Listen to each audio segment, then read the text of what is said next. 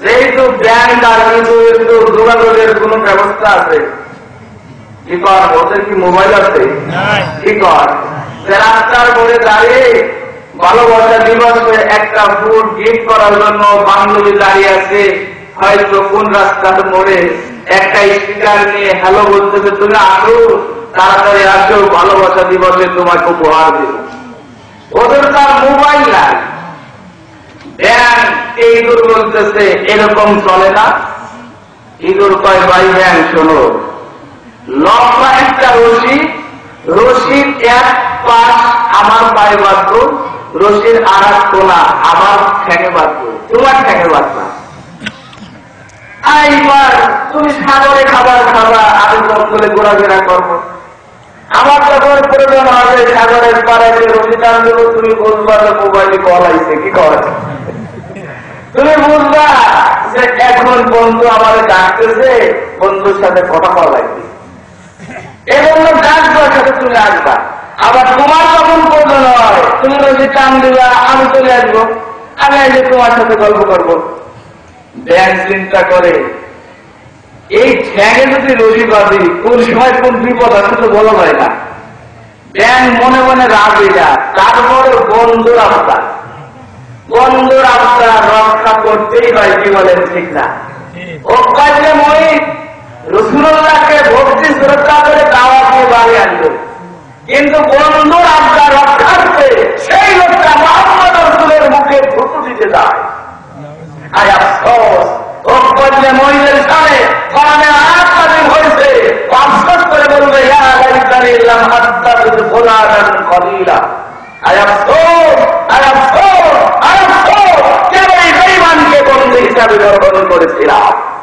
সম্মানিত হাজিরিন, ব্যাংক যদিও রাজি না, বন্ধু বলতেছে না বাঁচাও তো উপায় নাই, ঠেঙে ঠেঙে রশি বেঁধেছে, দীর্ঘদিন এইভাবে যাচ্ছে। দেখেন বিপদ কিভাবে আসে। হঠাৎ করে একদিন একটা স্ত্রীর এসে ছোট ব্যাংক ইঁদুরকে ধরে ফেলছে। ইঁদুরকে ধরে একেবারে আকাশের দিকে উড়াল দিয়ে চলে যায়। ওই দিন ব্যাঙের পায়ে তার একটু জোরে লাগছে। ব্যাঙ মনে করে কিরে বন্ধু এত জোরে টানে কেন? আজ মনে হয় বন্ধুর খুব ইমার্জেন্সি প্রয়োজন, তা না হলে এত জোরে টান দিতে কা? একে টানে সাগরের ভিতর থেকে নদীর কিনার আইছে। তাকে দেখে যে বন্ধু খালি উপরের দিকে যায়। কোন দিক যায়? বন্ধু কার মুখে? সিলের মুখে। কি বলেন ঠিক না? আমি বোঝাইতে চাচ্ছি ওই ইঁদুরের যে অবস্থা ব্যাঙেরও, বলে ইঁদুরের যে অবস্থা ব্যাঙেরও আজ অর্থাৎ বন্ধু আপনি গ্রহণ করতেছে, আপনার ময়দান আফসোস হবে। ওই বন্ধুর জন্য জাহান্নামের ফয়সালা হবে, আপনার জন্য জাহান্নামের ফয়সালা হবে। ওই দিন আফসোস করে বলবে আল্লাহ এই বেঈমানের জন্য আমার জাহান্নামের ফয়সালা হলো, আল্লাহ ওরে তুমি ডবল আযাব দাও। কি বলবে? আল্লাহ তুমি ওকে ডবল আযাব দাও। কাফরানুল কালিমের ভিতরে একটা আয়াত আছে, তোরা বলল আল্লাহ ডবল আযাব দাও। সুতরাং সম্মানিত হাজিরিন, আমরা কোরআন শুনতে রাজি আছি তো? বলেন আমরা কোরআন শুনতে রাজি আছি? কোরআন মানতে রাজি না। এইবার কিন্তু বোঝা করে দেয় কোরআন শুনতে রাজি আছি, হুজুর বলেন বলেন, কিন্তু মানতে রাজি নাই। কি কর? কারণ বাঙালি কোরআন শুনতে রাজি, মানতেও রাজি। কি বলেন? রাজি আছে? আল্লাহ কবুল করে সবাই বলেন আমিন। আর জোরে বলেন আমিন। কিন্তু আমাদের দেশে একটা কথা প্রচলন আছে, কোন ছেলে মেয়ে যদি মাদ্রাসায় পড়ে আর এলাকার গণ্যমান্য কিছু লোক যদি জানে, কথা বলি লা ইলাহা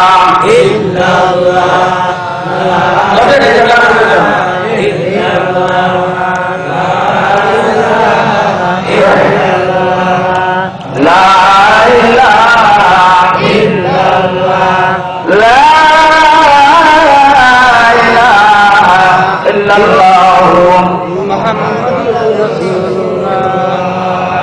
আমি সূরা সাফফাত থেকে তেলাওয়াত করেছি।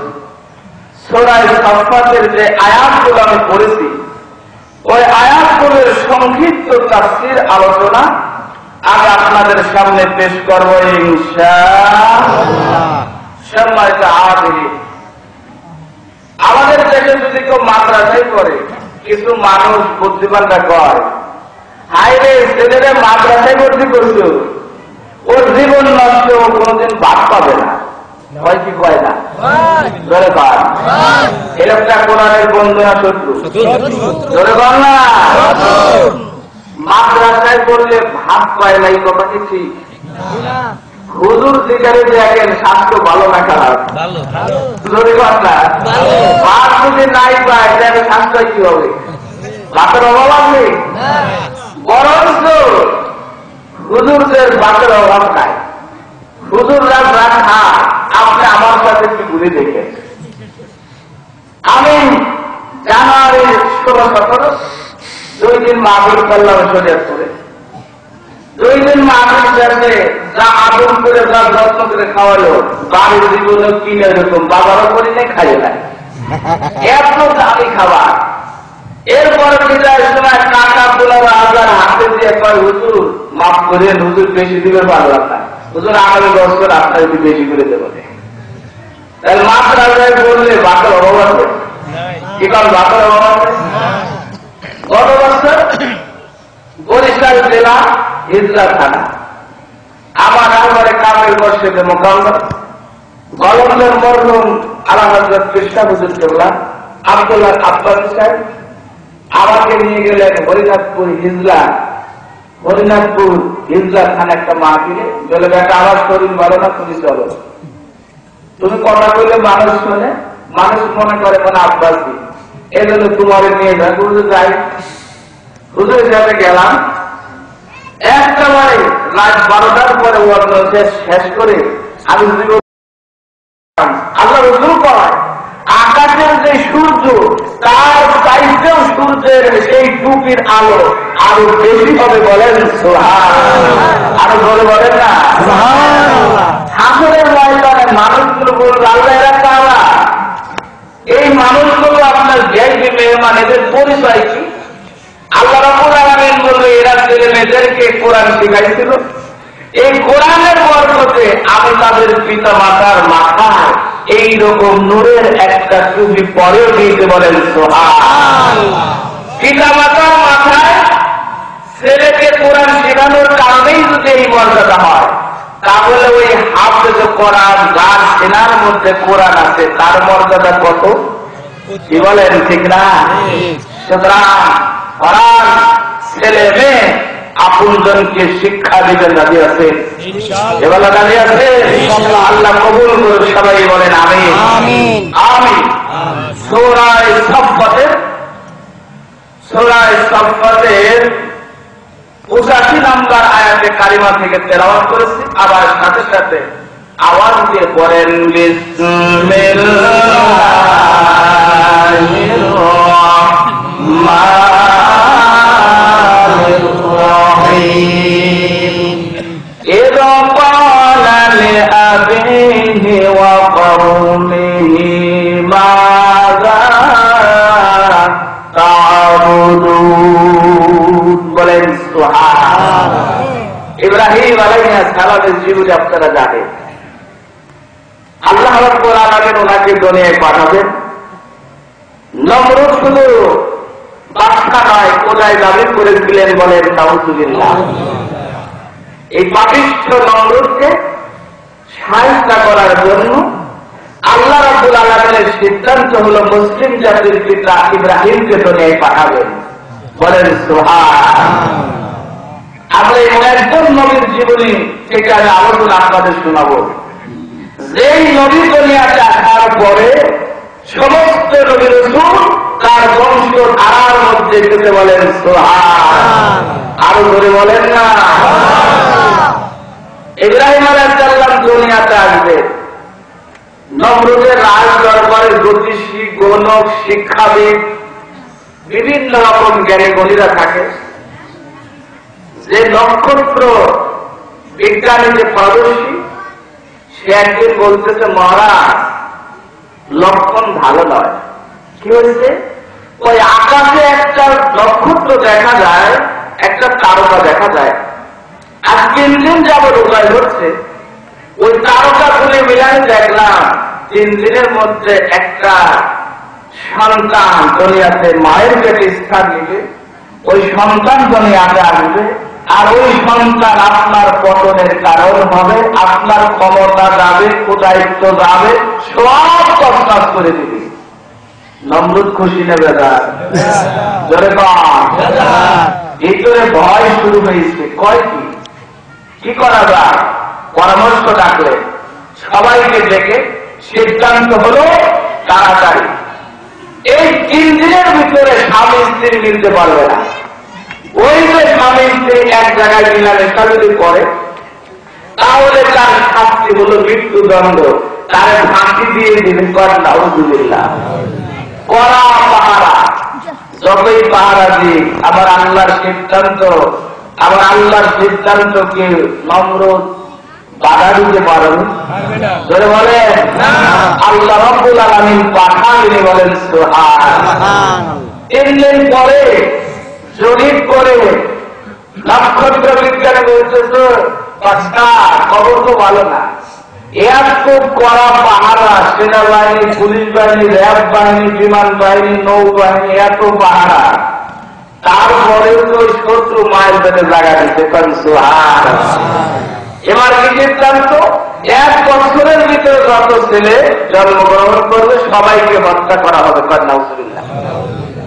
ইব্রাহিম আলাইহিস সালাম মায়ের পেটে, ইব্রাহিম আলাইহিস সালামের মা বুঝতে পেরেছে সন্তান পেটে এসেছে, একদম সংক্ষিপ্ত আকারে বলেছি ডেলিভারির সময় হয়ে গেল। ইব্রাহিম আলাইহিস সালামের মা চিন্তা করে বাড়িতে যদি ডেলিভারি হয়, নমরুদের গোষ্ঠী যদি বোঝে তাহলে আবার সন্তান বাঁচাবে না। ইব্রাহিম আলাইহিস সালামের মা পাহাড়ের একটা গুহার ভিতরে ঢুকে গেলে, পাহাড়ের গর্তের ভিতরে সন্তান ডেলিভারি হলো। চেহারার তাকিয়ে দেখে আকাশের পূর্ণিমার চাঁদের চেয়েও উজ্জ্বল একটা সন্তান, বলেন সুবহানাল্লাহ। কারণ সমস্ত ওনার পরে সমস্ত নবী রাসূল ওনার কণ্ঠে এসেছে, নূরে মুহাম্মদ ওনার মধ্যে রয়েছে, আর সেই নবীর চেহারা কত সুন্দর হতে পারে, কি বলেন ঠিক না? মা গোপনে অবলম্বন করে বাড়িতে চলে আসছে, সন্তানকে দেখার জন্য গেলেন, দেখি আমার সন্তানের কি অবস্থা, যায় একটু দুধ খাওয়াই আসি। যে দেখে বাচ্চাটা আঙ্গুল কাছে, বলেন সুবহানাল্লাহ। 1 আঙ্গুল দিয়ে মধু বের হয়, আর 1 আঙ্গুল দিয়ে দুধ বের হয়, বলেন সুবহানাল্লাহ। আর বলে করে না ইব্রাহিম আলাইহিস সালামের মা বুঝেছে এটা সাধারণ ছেলে না, এটা একজন মহাপুরুষ হবে, আল্লাহর মনোনীত কোন বান্দা হবে। তারা বলে মধু বের হয় আর দুধ বের হয় আঙ্গুল দিয়ে।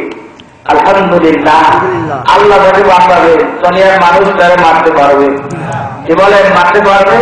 ইব্রাহিম আলাইহিস সালাম দ্রুত গতিতে বড় হচ্ছে, কথাবার্তা বলা শিখে গেছে। বয়স 8 বছর, গুহার মধ্যেই থাকে, বাইরে বের পায় না। আর মা বলতে দেখা খবরদার বাইরে তুমি যাইও না, বাইরের আবহাওয়া ভালো না।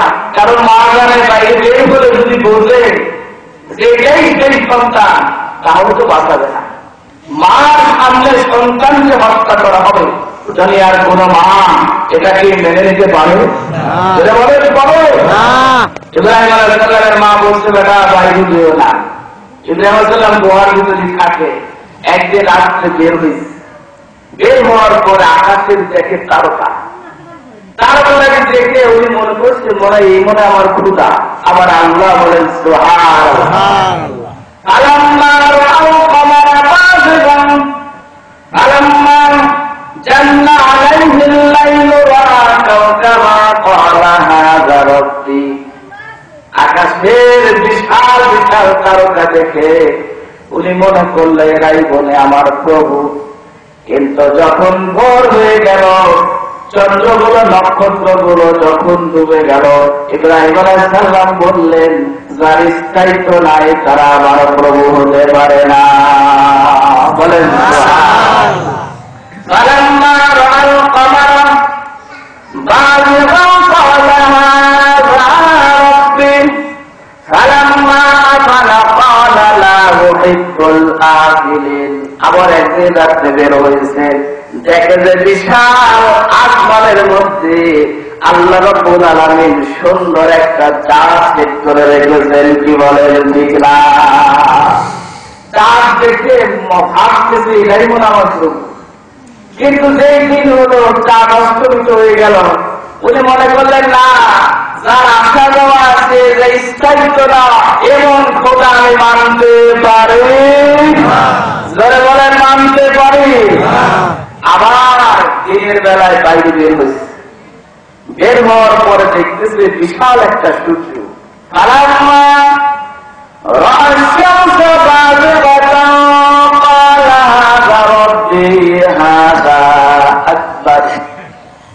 নক্ষত্রের চাইতে, চন্দ্রের চাইতে সূর্যের পাওয়ার কম না বেশি? ধরে বলেন বেশি। বিশাল সূর্য দেখে মনে করছে এটাই বুঝে আমার প্রভু, এটা হলো বড় খোদা। কিন্তু যখন সন্ধ্যা লেগে গেল, সূর্যটা তখন অস্তমিত হয়ে গেল, ইব্রাহিম আলাইহিস সালাম বলে এটা আমার রব হতে পারে না। বলেন সুবহানাল্লাহ। ওনার বয়স বেড়ে গেছে। হযরত ইব্রাহিম আলাইহিস সালামের মা স্বামীর সাথে বুদ্ধি পরামর্শ করে বলতেছে সন্তানকে বাড়ি নিয়ে আসে। তখন ইব্রাহিম অনেকটা বড় হয়ে গেছে, বাড়িতে চলে আসতে। বলেন সুবহানাল্লাহ। মাকে জিজ্ঞাসা করতেছে, মা তোমার রব কি? বলেন সুবহানাল্লাহ। কাকে খোঁজে? আল্লাহকে খোঁজে। কাকে খোঁজে? আমরা কার বান্দা? আমরা খুঁজবো কাকে? কারণ বান্দাটা খুঁজবে তার। কি বলেন ঠিক না? সেই রবের সন্ধান করছে। মানে বলে, মা তোমার রব কে? কয় কেন? আমার রব তো তোমার পিতা আজর। কয় নাউজুবিল্লাহ। আবার প্রশ্ন করে, মা আজরের রব কে? কয় কেন? আজরের রব তো নমরুদ। কি কয়? নমরুদ। বাচ্চারা খালি ঘন ঘন প্রশ্ন করে না? আবার কয়, মা আচ্ছা নমরুদের রব কে? মার কোন জবাব আছে? কি বলেন জবাব আছে? কোন জবাব নাই। এবার ইব্রাহিম আলাইহিস সালামকে ওনার আব্বা আজর উনি মূর্তি বানাইছে। মূর্তি তৈরি করে ইব্রাহিমের মাথায় দিয়ে, ইব্রাহিম চল চল বাজারে চল, মূর্তি বেচবো, মূর্তি বেচতে হবে। ইব্রাহিমের মাথায় মূর্তি দিয়ে নিয়ে যায় বাজারে। ইব্রাহিম আলাইহিস সালাম বাজারে যা মূর্তি দাঁড়া করে পাশে বসে থাকে। খরিদ্দার আসে, কয় মূর্তি নিতে পারো, কিনতে পারো, কিন্তু এর কোনো ক্ষমতা নাই। কি কয়? তোমরা কিনতে পারো, নিতে পারো, তবে ওর কিন্তু ক্ষমতা নাই, ও কিন্তু কিছুই করতে পারে না। এই কথা যদি বলা যায়, ব্যবসায় লাভ হবে না লস হবে? আর পাবলিক আদর তোমার ছেলে কি কয় জানো? কি কয়? মূর্তি কিনতে পারো, ওর কিন্তু ক্ষমতা নাই, ও কিছুই করতে পারে না, এটা মাছই কাটাইতে পারে না, কিনতে পারো, উপকার হবে না। ইব্রাহিম এই কথা বলেছেন। এটা বলছে ইব্রাহিম, খবরদার দ্বিতীয়বার যদি তুমি এই কথা বলো, তোমাকে আমি হত্যা করে ফেলবো, তোমাকে শেষ করে ফেলবো। ইব্রাহিম আলাইহিস সালাম বাপের ধমকে ভয় পায় নাই। ইব্রাহিম আলাইহিস সালাম পিতাকেই বলতেছেন, ওয়াইদ ক্বালা লিআবিহি ওয়া কওমিহি মাযা তা'বুদুন। বলেন সুবহানাল্লাহ। বাপকে বলতেছে এবং কওমকে, তোমরা কার ইবাদত করো? আমরা কার ইবাদত করি? আল্লাহ। বলেন আল্লাহ। আর ইব্রাহিম আলাইহিস সালামের জামানায় গোটা জাতি সূর্যের পূজা করত, পাথরের পূজা করত, মানুষের পূজা করত, বাদশার পূজা করত, আল্লাহকে বাদ দিয়ে। অথচ পূজা হবে, ইবাদত হবে একমাত্র কার? আল্লাহ। বলেন না? ইব্রাহিম আলাইহিস সালাম এরকম কথা বলে, নমরুদের কাছে খবর চলে গেছে। নমরুদ ইব্রাহিমকে রাজ দরবারে ডাকেছে, রাজ দরবারে যাওয়ার জন্য অর্ডার করেছে। ইব্রাহিম আলাইহিস সালাম রাজ দরবারে ঢুকে পড়েছে। নমরুদের রাজ দরবারে ঢুকতে হলে মাথাটা নিচে করে সেজদার হালাতে ঢোকা লাগতো। বলেন নাউযুবিল্লাহ। ইব্রাহিম আলাইহিস সালাম সেজদার হালাতে না ঢুকে মাথাটা নিচে না করে বুকটা টান করে নমরুদের সামনে গেলে নমরুদ বলতেছে, তুমি সেজদা করলে না যে? কারে সেজদা করবো? কয় কেন আমাকে?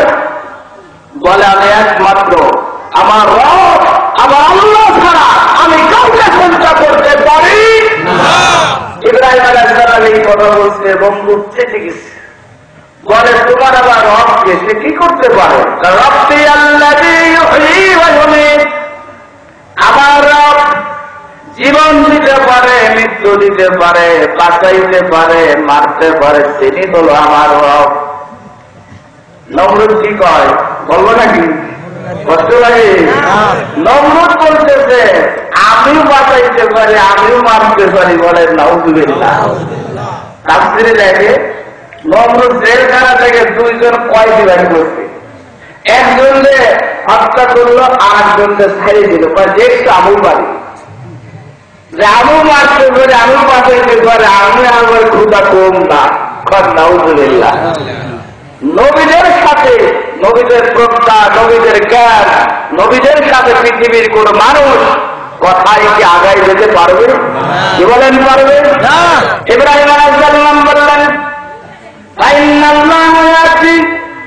নিশ্চয় আমার রব্বুল আলামিন সূর্যকে পূর্ব দিক থেকে উঠায়া পশ্চিম দিকে ডুবায় দেয়। তোমার এত ক্ষমতা, তোমার এত বড় সাহস, এত বড় পাওয়ার, তুমি সূর্যকে পূর্ব পশ্চিম দিক থেকে উঠাইয়া তুমি পূর্ব দিকে থেকে ডুবাইয়া দাও।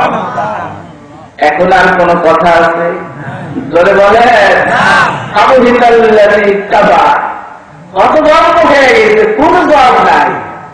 আর পাবলিক থেকে হারে ক্ষুদা দেখি কথা হয় না, ক্ষুদার জবাব মন ভেঙে গেল। ছোট্ট বালক প্রশ্ন করছে, ক্ষুদা পারে না। হাজার হাজার মানুষ হযরত ইব্রাহিম আলাইহিস সালামের দ্বীন গ্রহণ করলো। বলেন সুবহানাল্লাহ। নমরুদ দেখলে হলো দেখেন, এক ইব্রাহিম ছিল, এখন থেকে কত কত ইব্রাহিম পয়দা হয়ে গেল। কি করে? ঠিক না? ইব্রাহিম আলাইহিস সালাম বাবাকে বলতেছে, কমকে বলছে, আমার জাতি তোমরা আল্লাহকে পাককে কার ইবাদত করো, আইসকান আইসকান আলিহাতান দুনাল্লাহি তুরিদুন ফামা যান্নুকুম বিরাব্বিল আলামিন ফানাযারা নাজরাতান ফিন নুজুম ফাকালা ইন্নী সাকীম। উনি বলছে, ও আমার জাতি, ও আমার কওম, তোমরা আল্লাহকে বাদ দিয়ে কার ইবাদত করো, কাকে রব হিসাবে তোমরা অনুসন্ধান করো, এই বিশ্বপালক, বিশ্ব জগতের প্রতিপালক সম্পর্কে তোমাদের ধারণা কি? উনি তাদেরকে মহান রব্বুল আলামিনের সঠিক তথ্য, তাওহীদের বাণী তাদেরকে গিলাইতে চাই। কি বলেন ঠিক না? ইব্রাহিম আলাইহিস সালাম জানাবেন হয়ে গেল। ইব্রাহিম এই বাদশাকেও মানে না, বাদশার ধর্ম মানে নাকি? নবীরা মানতে পারে, ইমানদারেরা মনে করে, ইমানদারেরাও নবীদের অনুসরণ করবে। কি বলেন ঠিক না? সম্মানিত হাজির, দেখা গেল আলাইহিস সালামের কাছে ওই দেশের ভিতরে সবচেয়ে বড় মেলা। মেলার দিনে বাবাও বলছে, ইব্রাহিম চলো মেলায় যেতে হবে। বন্ধু বান্ধবরা এসে বলছে মেলায় যেতে হবে। ইব্রাহিম আলাইহিস সালাম আকাশের নক্ষত্রের দিকে তাকাইয়া বলে, ইন্নী সাকীন, আমি অসুস্থ। তাফসীরে মারহুল কোরআনের ভিতরে লেখছে, উনি কেন আকাশের দিকে তাকাইল? আকাশের দিকে তাকাইয়া যদি ওই যুগে কেউ কোন নক্ষত্রের দিকে তাকায় কথা বলতো, তারা মনে করতো উনি সত্যি কথাই বলছে। উনি বললেন, আমি অসুস্থ। মানুষ অসুস্থ থাকে দুই রকম। কয় রকম? যারা বলেন, একটা হলো শারীরিক, আর একটা হলো কি মানসিক। একটা শারীরিক, মানসিক। উনি শারীরিক যে সুস্থ ছিলেন, মানসিক যে অসুস্থ ছিলেন, কারণ গোটা কম আল্লাহকে বাদ দিয়ে তাগুতের ইবাদত করতেছিলেন। কি বলেন ঠিক না? এজন্য উনি বলেছিলেন, আমি অসুস্থ, ইন্নী সাকীম, সবাই চলে গেল।